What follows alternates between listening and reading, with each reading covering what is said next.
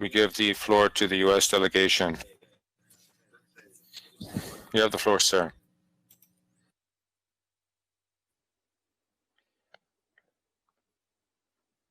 Mr. Chairman, thank you for convening the special session of the Permanent Council. We also commend the Secretary General for his principled and timely request for this session and for his report today. Let me begin by noting that the United States has long had high hopes for Guyana. We believe it can and will leave behind its history of political strife and come together for the benefit of its people. It was, and hopefully still is, poised to become a regional democratic leader and use its newfound resources to improve the welfare of its citizens.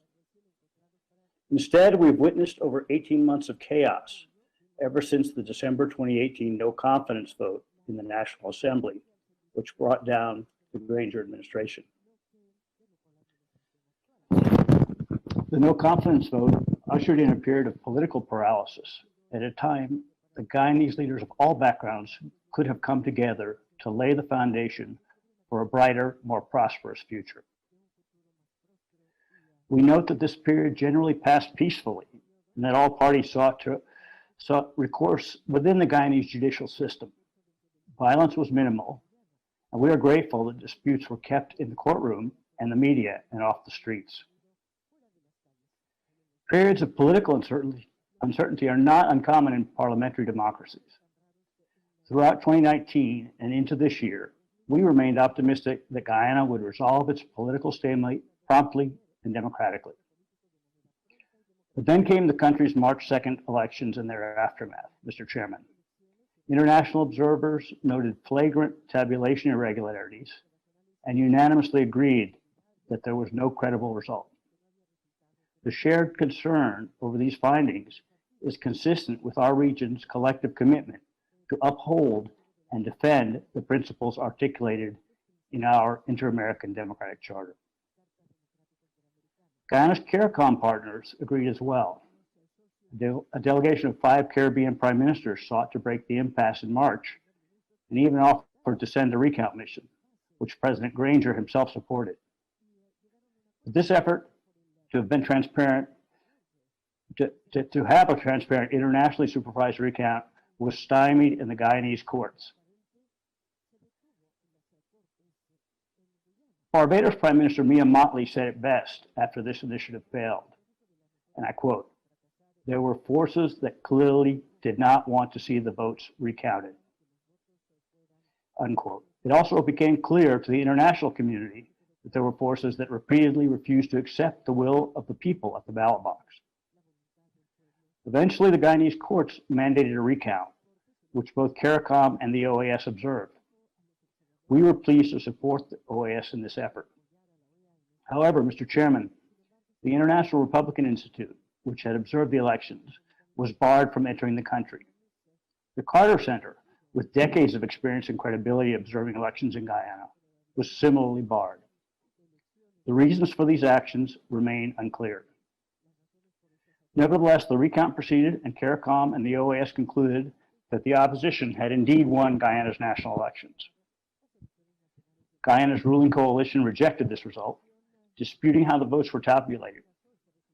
The Guyana Election Commission's chief elections officer submitted reports that baselessly disenfranchised at least a quarter of the electorate and discounted the recount numbers. More litigation ensued. Finally, on July 8th, over 4 months after the elections, the Caribbean Court of Justice declared that the electoral report submitted by the GCOM CEO was null and void. The GCOM chairperson ordered him to submit a final election report based on the recount numbers. But instead of acceding to the GCOM chairperson rulings of the CCJ and the international community, the CEO 3 times submitted a report that was not based on the internationally supervised recount, but on fictitious numbers. As recently as July 11th, the OAS had noted the CEO's defiance of the GCOM chairperson by submitting a final report which includes data compiled prior to the national recount. The OAS has clearly stated that there could be no justification for this action, and that the CEO acted in bad faith and contrary to the interests of democracy in Guyana. Mr. Chairman, we fully agree with the OAS conclusion that the only democratic solution for Guyana at this time is to respect the results of the national recount. This is fully in keeping with Guyana's commitments under the Democratic Charter. In democracy, leaders step aside when they're voted out of office. That speaks to the importance and strength of institutions, not individuals, and to the power of the people, not those who would usurp their power. Senior U.S. officials, including the Secretary of State, have made numerous public statements about Guyana since the March elections. We stand with the Guyanese people. Their government must heed their will. Elections must be free, fair, credible, and transparent. Mr. Chairman, Secretary Pompeo has stated time and again there would be consequences for individuals who seek to undermine democracy. That is why on July 15th, he announced visa restrictions on individuals who were responsible for undermining democracy in Guyana. And these could also include members of their families. Our actions came after months of warnings and expressions of concern. We do not take it lightly. This measure is intended to send a clear message of the consequences of subverting democracy and the rule of law. Mr. Chairman, I hope that it is not lost on Guyana's leaders how swift international support for our action has been. The CARICOM chair said the entire world knows a small group is trying to hijack Guyana's elections. Canada has demanded a swift and transparent conclusion to the election process and held accountable those who prevent it.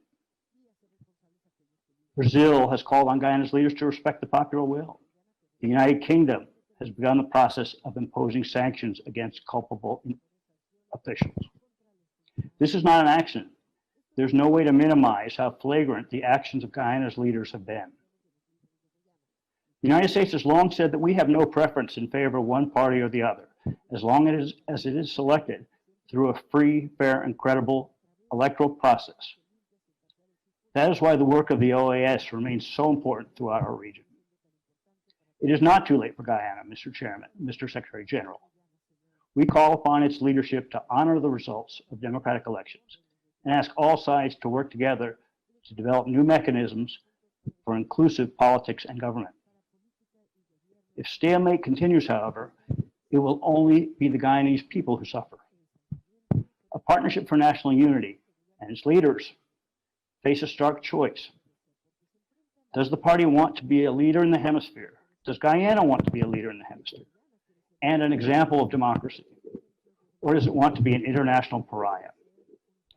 Does Guyana want to have a functioning executive and legislature so it can pass the laws it needs to encourage the development of its people? Or does it want to remain a country whose leaders cannot travel and are subject to sanctions? These are the choices facing Guyana today. Our meeting today reflects the severity of Guyana's predicament, and we hope that Guyana makes the right choice. Thank you very much.